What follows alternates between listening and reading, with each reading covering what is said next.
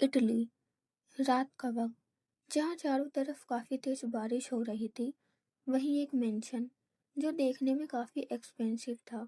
उस मेंशन की बालकनी में एक लड़की बिना किसी भाव से सामने की तरफ देखते हुए सिगरेट के कश ले रही थी, जिसका धुआं कमरे में चारों तरफ फैला हुआ था। और उसकी नीली आंखें जो इस वक्त शांत थी। तभी उसके रूम का डोर ओपन होता है और करीबन एक 22 साल का लड़का गहरी सांस लेते हुए उसके सामने खड़ा होते हुए बोलता है, यहाँ तुम आराम से खड़ी हो, वहाँ तुम्हारी प्रोफेसर तुम्हें बुला रही हैं। उसकी बात पर कियारा बिना उसकी तरफ देखे ठंडी आवाज में बोलती है, जाओ यहाँ से। उसकी बात पर वो लड़का इवान गुस्से से बोलता है, अगर तुम्हें हर बार यही बोलना है तो क्यों तुमने उन्हें 2 दिन से यहाँ कैद करके रखा हुआ है। अगर तुम्हें नहीं आना है तो मत आओ, आज मैं उन्हें सही सलामत उनके घर पहुंचा दूंगा। इतना बोलते हुए वो जाने के लिए वापस मुड़ता है। अगर तुमने उसे छूने की कोशिश भी की तो आगे अंजाम के लिए खुद तैयार रहना। इतना बोल वो सर्द नजरों से उसकी तरफ देखते हुए अपनी शर्ट की स्लीव को फोल्ड करते हुए तेज कदमों से रूम से बाहर निकल जाती है।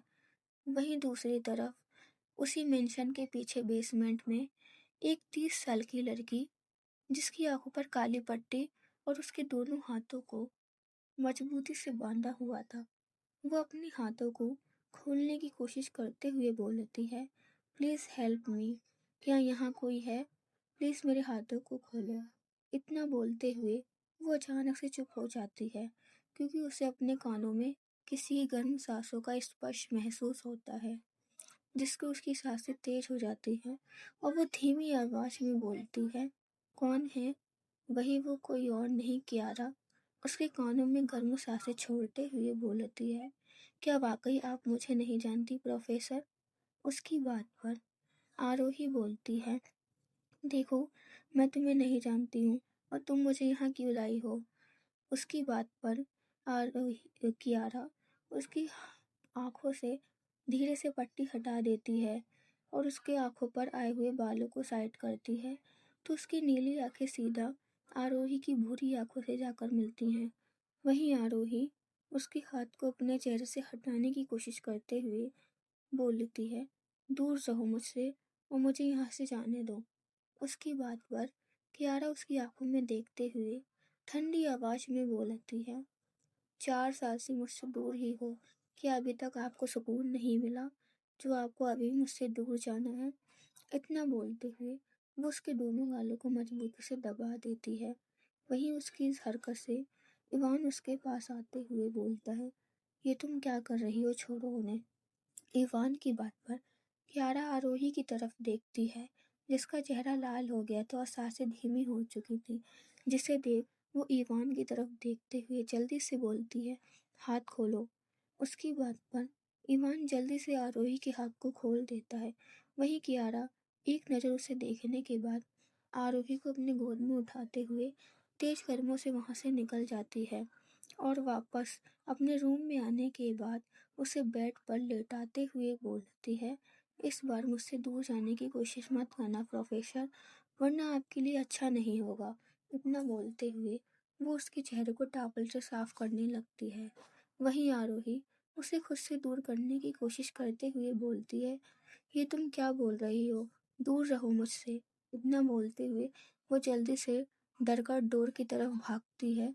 वहीं कियारा बिना किसी भाव से उसकी तरफ देखते हुए बोलती है, आखिर आप चाहती क्या हैं, मैं अपने हाथों से आपके चाहने वालों को मारूं, तब जाकर आप मेरे साथ रहने के लिए तैयार होंगी।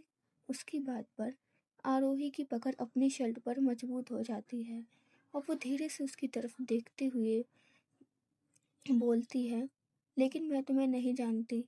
कियारा उसके कॉलर को पकड़कर अपनी तरफ खींचते हुए बोलती है, यह आंखें सिर्फ देखने के लिए नहीं बनी हैं, इसलिए मुझसे बात करते वक्त इन्हें नीचे मत करना प्रोफेसर। उसकी बात पर आरोही उसकी आंखों में देखने लगती है, तो कियारा उसकी तरफ देखते हुए बोलती है, वैसे मैंने सुना है कल कॉलेज में फ्रेशर्स पार्टी है, तो आपका पार्टनर कौन है। उसकी बात पर आरोही कुछ बोलती उससे पहले कियारा अपने फ़ोन को आगे करते हुए उसमें एक लड़के की फ़ोटो दिखाते हुए बोलती है, कहीं ये वो तो नहीं? वहीं उस लड़के की फ़ोटो देख आरोही जल्दी से उसके हाथों से फ़ोन पकड़ते हुए बोलती है, नहीं उसे कुछ मत करना प्लीज़। वहीं आरोही की आवाज़ में उस लड़के के लिए चिंता को महसूस कर कियारा की मुट्ठी मजबूती से कस जाती है और वो उसके दोनों हाथों को बेड पर दबाते हुए उसके ऊपर आते हुए बोलती है, क्यों, क्या वो आपको पसंद है? वहीं आरोही दर्द की वजह से जल्दी से अपने चेहरे को नहीं में हिलाते हुए बोलती है, नहीं मैं नहीं चाहती मेरी वजह से किसी को दर्द मिले। आखिर तुम मुझसे चाहती क्या हो? उसकी बात पर क्यारा उसके चेहरे के नज़दीक आकर बोलती है, आई वॉन्ट यू। उसकी बात पर आरोही उसे खुद से दूर धक्का देते हुए बोलती है, ये तुम क्या बकवास कर रही हो? दूर रहो मुझसे। इतना बोलो वापस से जाने लगती है कि तभी आरोही कियारा उसकी गर्दन को मजबूती से पकड़ते हुए बोलती है, मेरे सामने इस तरह का बिहेवियर मत करो प्रोफेसर, क्योंकि मैं इसे बर्दाश्त नहीं कर सकती। इतना बोलते हुए वो एक झटके से उस बेड पर पटक देती है, जिससे आरोही की पीठ में लग जाती है और वो उसकी आंखों में आंसू आ जाते हैं। वही अपनी आंखों में